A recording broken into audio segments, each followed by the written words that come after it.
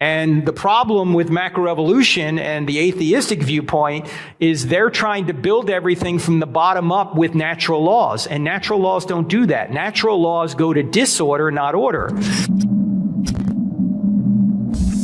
How can I prove disorder cannot create order and intelligence? How can I prove that disorder cannot create order and intelligence? Mm-hmm.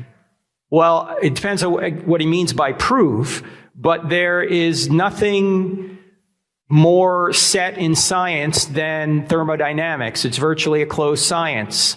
The second law of thermodynamics says that things go to disorder, not order. And all scientists agree that ultimately this whole universe is going to go to disorder, that we're going to go to heat death. So forget about eternal life here unless God steps in and recreates everything.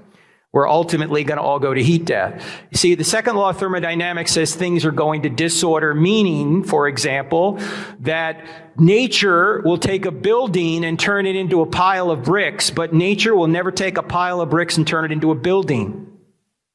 And the problem with macroevolution and the atheistic viewpoint is they're trying to build everything from the bottom up with natural laws. And natural laws don't do that. Natural laws go to disorder, not order.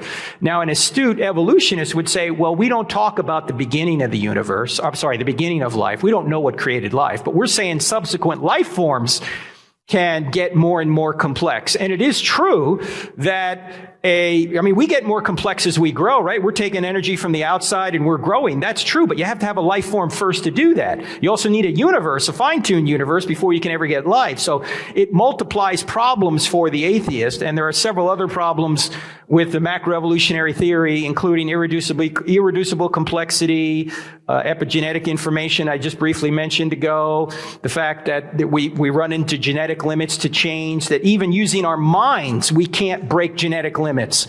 You know that breeders can breed all different kinds of dogs, but they can't break out of the dog genus, right? And if you're using your mind and you can't break out of the dog genus, why do we think we can break out of the dog genus with an unintelligent process?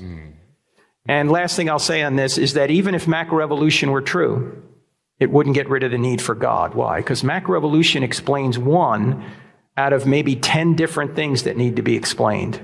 You need to explain where the universe came from, why it's fine-tuned. You need to explain where life came from. You need to explain the origin of consciousness, the origin of mathematics, the origin of morality, the origin of several other things that can't be explained just by the natural laws themselves, for example. Where do natural laws come from? That's driving all this stuff. Laws come from lawgivers.